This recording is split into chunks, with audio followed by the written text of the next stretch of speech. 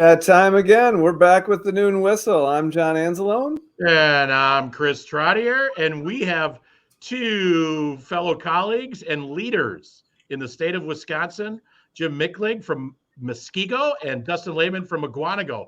Welcome to the Noon Whistle, gentlemen. Hey, thanks for having us, guys. Super excited. I'm not going to lie. It took me a little bit to hold a straight face when you guys both just jumped in front of the screen. Super. Jim, we're super athletic. I saw that. At least that's Photoshop, so it looks a lot higher than it really was. That's right. All right. So let's get right into it. You two are leaders in Southeast Wisconsin, and I asked you guys to be on here because February is Career and Technical Education Month, and at the Noon Whistle, we want to celebrate that, which all of us believe that is one of the pillars of a strong Wisconsin economy. So let's jump right into it. I'm going to also encourage people on their social media posts to ask questions via their comment, because Jim and Dustin always have an answer. At least they just like to talk. All right. And it's a good one. So whoever wants to take the lead on this. So talk a little bit. I think there's a misnomer out there. I was just posed a question today that said, are the trades getting back into the schools? We hear that all the time. Why don't you guys talk a little bit about how K-12 education is really kind of taking a lead in workforce and career development in the state of Wisconsin? I'll jump in and take that right away. And I guess Chris and John and Dustin, we've been in this game long enough. The reason we get those questions is because of what happened back in the recession of the educational system and the trades classes, right? There was a period of time, I call it a little bit of the dark days, when Dustin was leaving college. And unfortunately, the jobs were being gutted out of K-12, right? Those jobs were going to go overseas. They were leaving Wisconsin. They were not going to have a place for our future economy. Fast forward into 2024 and where we're at today, it's come full circle. Manufacturing drives the bus in the state of Wisconsin. It employs the most people from the top down, whether that is physically in the trades or in accounting and CEOs and business and marketing. And then from the manufacturing bubbles, stems into the healthcare industry, stems into the building trades, which then continues, like you said, Chris, to drive our economy. So are they bringing trades back into the schools? There are schools that were like Muskego in 2001, did a lot of gutting to their programs and really reduced this down to minimal offerings. And now fast forward, our community has spoken, our state has spoken, our region has spoken, and we are very fortunate that we just passed a $28 million referendum focused on CTE and the trades specifically. So we're growing. And Dustin went through that process 6 years ago, Dustin? Yeah, so Mukwonago went through that in 2017, where the community, they voiced their concern. We need to, Mukwonago is very proud in the tradition of having the trades and never really getting rid of that. However, they knew it needed an uplift. It needed to be revitalized, and the community spoke. They provided a large referendum with a huge focus on career and technical education.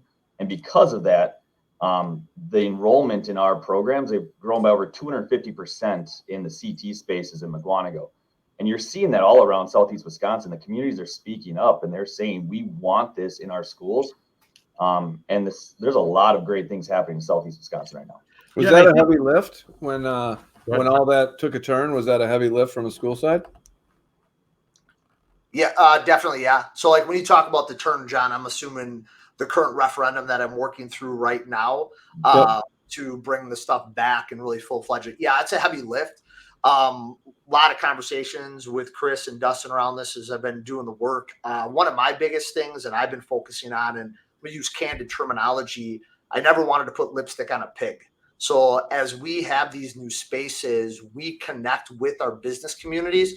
And right, it's 2024. We have a computer in our pocket. So I didn't want you to develop our dad's wood shop. Like, how do we start to push the envelope to prepare students for any industry, any hands-on future careers that are there? So we've really been focusing, how do we redevelop our curriculum in CTE to meet multiple industry needs to better prepare our students for the future? Yep.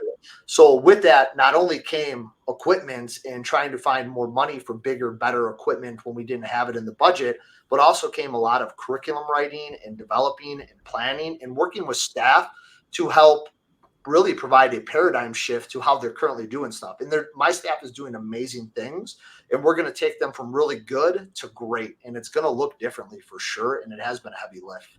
And I think when you look at, one of the reasons I can speak to like why I think the three school districts on here, have conversations is because all of us can speak to that same journey, right? We can all speak to that remodel, that career pathway development, using strategic partnerships to engage our employees to get work-based learning experiences, YAs, industry recognized certifications.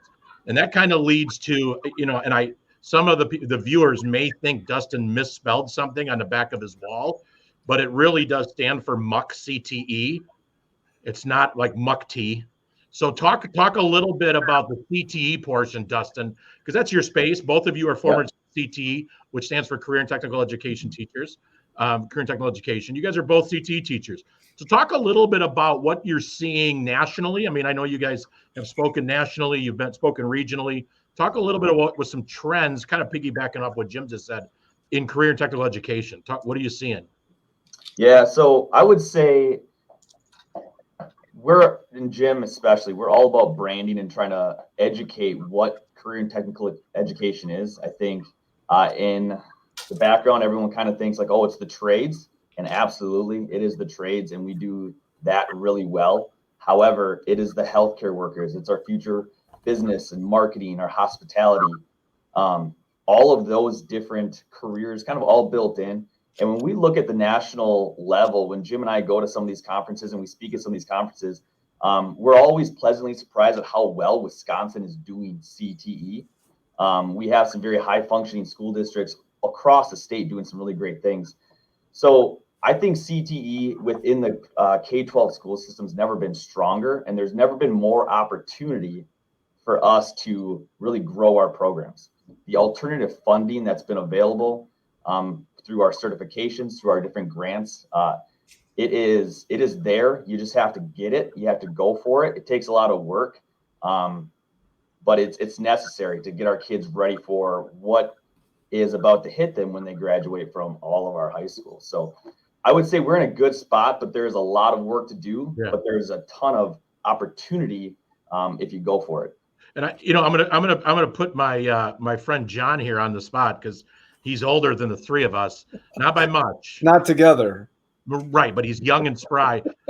I think, John, you can really speak to what Dustin and Jim are talking about, knowing that you're twins and how, you have a son who's in the trades. And you want to talk a little bit about how CTE, your wife's a former retired business teacher, shout out to Lisa, and an avid teacher. You want to talk a little bit about how it impacted your kids?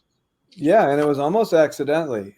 He decided late in the game, like, hey, I think I want to do this, youth apprenticeship. And he went in and thought, I think I want to be an electrician, and ended up coming out saying I want to be a plumber, and went right into the job market, is making good money.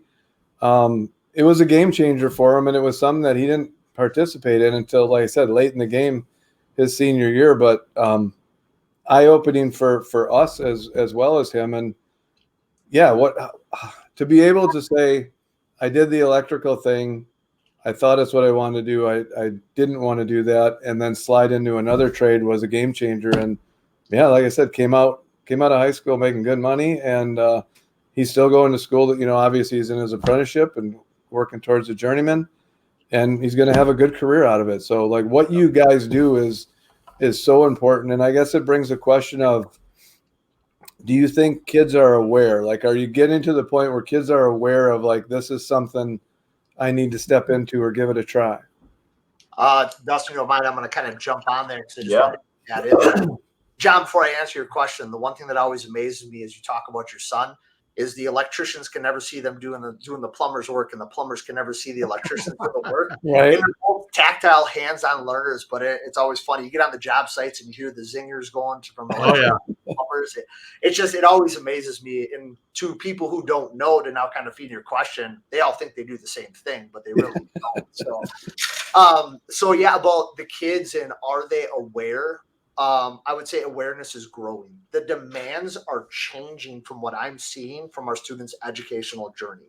Students want to know how they can get those exposures and those experiences to help either reaffirm what they want to do or help them understand maybe this isn't what I want to do. I'm seeing a lot more demands for students to really look at their electives and their congruent instruction pieces towards work-based learning and saying, okay, what industry credential may I be able to get that better aligns with my future career? I'm a graphic designer. If I take graphic design 2, I can get my Adobe certification at 17 years old, which will then fast forward and better prepare me in positions for my future career.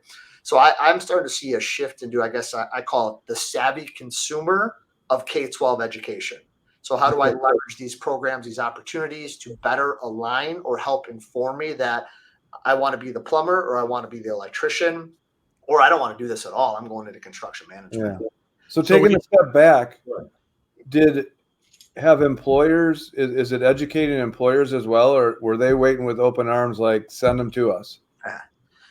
Dustin, I can jump in, or do you want to take this one? You can start up. Okay. So employers need education about the opportunities are there. Like Dustin said, we are definitely leading the way in a lot of ways nationwide. We are very fortunate that the Department of Workforce Development is writing for the Workforce Innovation Grant, which is then producing youth apprenticeships, which gives students under the age of 18 to do jobs that they normally have to be 18 years of age. We have to educate employers that they don't have to be 18. They can work for you. Some of our employers are on board right away, and then they run into a hiccup with their insurance provider says no. So the arms are not wide open, but they're open, and they want to know, tell me, how is company X doing it? I need to get in because I need my workforce tomorrow. And I think as we start to work together, we collaborate. Chris is sending the message out in Walworth. Dustin's hitting the message hard in Mukwonago. I'm hitting the message in Muskego. And as more people are seeing the things we're doing and the students coming out there, the opportunities are continuing to grow. And now the employers' arms are open. And I have to acknowledge Mr. John Henderson gave us a comment. Great to see our collaboration. He's a loyal viewer of the Noon Whistle, which is the #1 podcast in Walworth County, and he's also a fellow Rotarian. I did want to say to Dustin, talk a little bit about, I'm going to springboard off of John's conversation about collaboration. Talk a little bit about how, I know it started with the two of you and we jumped on board, and you're seeing this collaboration across our area. Talk a little bit about the jobs board and how that allows and helps our business partner with our schools a little bit. Well, I think it's pretty obvious that Muskego and Mukwonago compete in every facet. Mukwonago usually comes out on top of that. That is fair. Minus the job boards. He jumped after the 3 p.m. time, right? But what Jim and I, we all go to all these meetings together all of the time, and we're doing the same work. We're always trying to do this. What's best for our students? And then Jim and I kind of pose a question like, we're trying to do what's best for our students, but what's best for our community and what's best for our industry leaders? And is it best for my manufacturing companies here to kind of hold them tight, close, and don't talk about them because I want all of my students to fill those jobs and not let any kids from Muskego fill those jobs? Back in the day, that used to be okay because we were scratching and clawing for those positions for our students. Now, no matter what we do, we cannot fill all of the vacancies.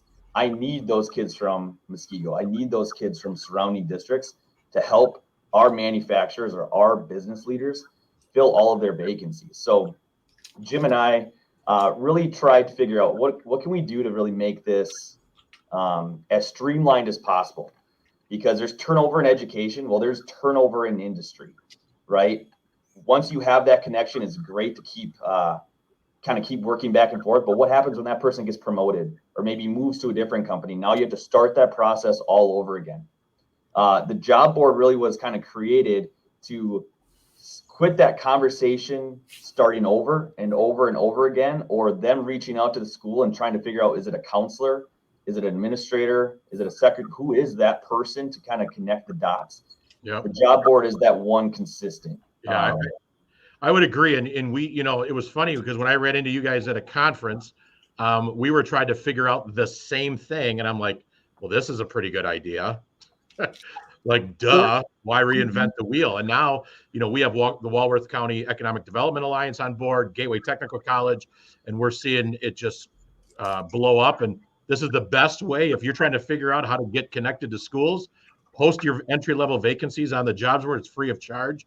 Do that ASAP, and then you're going to have a whole pool of candidates. So one last question before we close, because as we know, we could talk for hours. We're passionate about the work. This is the longest John Anselon's been quiet, so he's struggling with it. But hey, listen, John, just cheer us on, buddy. This is really growth. This is growth for me, and you guys are a wealth of information. I like listening to what you do, your leaders, and what you do, and it's fun to listen to. So thank you, guys. Real quick, I just want one last question here. You guys presented at the Wisconsin area, the Wisconsin School Board Association conference. What are some, when you guys present, and what are some common questions? Just in 1 minute, give me some common questions you get from superintendents, other district leaders, school board members that you see that other districts are wrestling with that, some of us, like the three of our school districts, Delavan, are nailing. Talk a little bit about those questions. I'm going to jump in here because you hit Dustin on Muck CTE, and just want to point out they had to go Muck because he can barely pronounce Mukwonago because it's so hard for him. But hey, Dustin, where do Jim's kids go to school real quick? I just have okay, I wasn't sure. Go ahead. My fault. So one thing I always tell people, and me and Dustin talk about often, and we definitely saw this at was the stuff that we're doing, 90% of it's not like it was revolutionary, something new, right? We do career fairs. They've existed forever.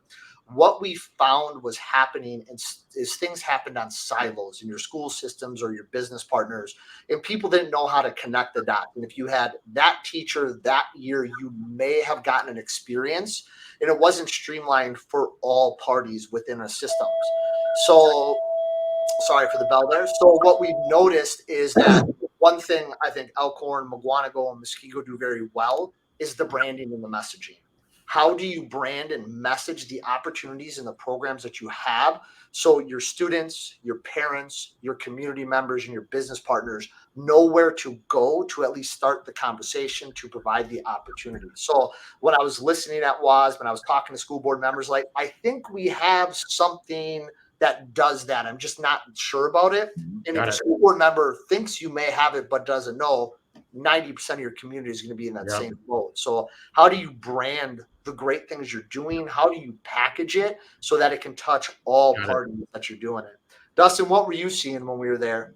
Yeah, and the biggest thing too is people look at it like it's such a daunting task. Like this is so much work. I don't know. We barely have the resources to run the programs. How are we going to be able to do all of this?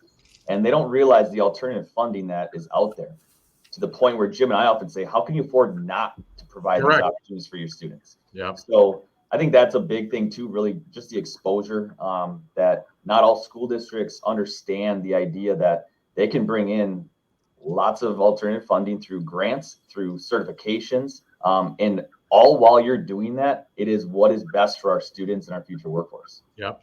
Well, I think we're going to we'll end there, and I think I'm going to touch base on that. What our communities don't understand, to just piggyback off of what you're saying, is Act 59 gave us the CT incentive grant, and for every kid that gets an industry recognized credential, youth apprenticeship, or a technical diploma, we get a maximum for each kid up to possibly $1,000.